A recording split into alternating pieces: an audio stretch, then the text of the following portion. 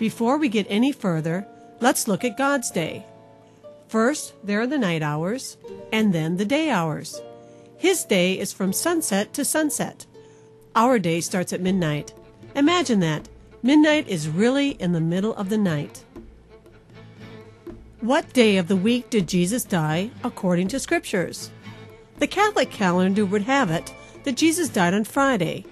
They call it Good Friday, and that Jesus rose from the dead on Sunday morning.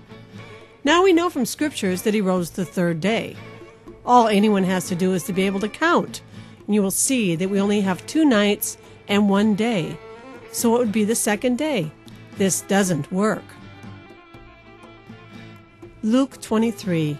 And that day was the preparation, and the Sabbath drew on. And the women also, which came with him from Galilee, followed after, and beheld the sepulchre, and how his body was laid. And they returned, and prepared spices and ointments, and rested the Sabbath day, according to the commandment. Here is where the mistake is. Scripture says that they put Jesus in the sepulchre before the Sabbath. Now this is true.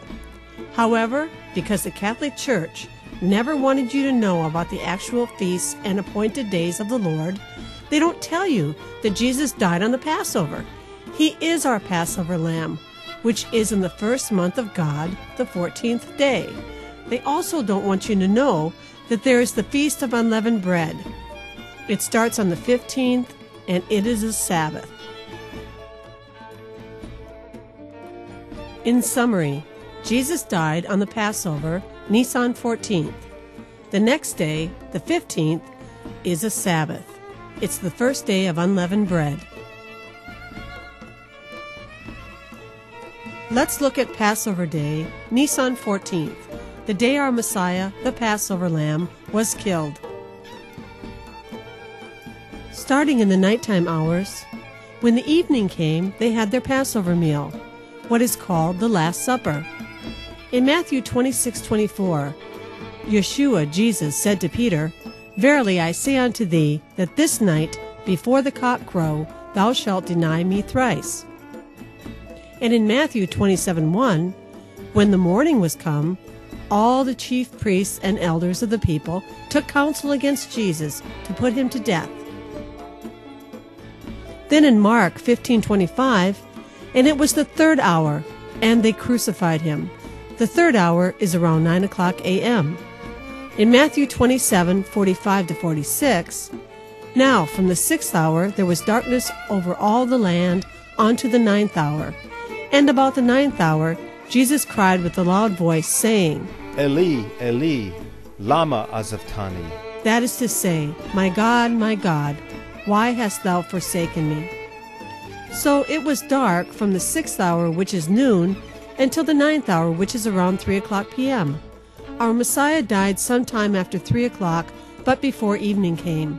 They put him in the sepulchre before the Sabbath, the first day of unleavened bread. We also know that the Passover meal was the nighttime hours of the 14th, because during his trial they would not touch him, because they were afraid they would be unclean for the Passover. We see in John 18:28, Then led they Jesus from Caiaphas unto the hall of judgment, and it was early, and they themselves went not into the judgment hall, lest they should be defiled, but that they may eat the Passover. Little did they know that while they were killing their Passover lamb, the real Passover lamb foretold by Scripture was dying on the cross. Another point we should make is that on the 10th of the month, Israel was supposed to pick a lamb without spot or blemish and keep it until the 14th. This is a shadow of Messiah entering into Jerusalem on a colt, declaring himself the Lamb. As you remember, they questioned him for 4 days, trying to find fault, but found none. Now we have understanding of 3 days. On the 10th, he rode the colt in Jerusalem. On the 14th, he died late in the afternoon, and the 15th, the first day of unleavened bread. It's a Sabbath, but not the seventh-day Sabbath.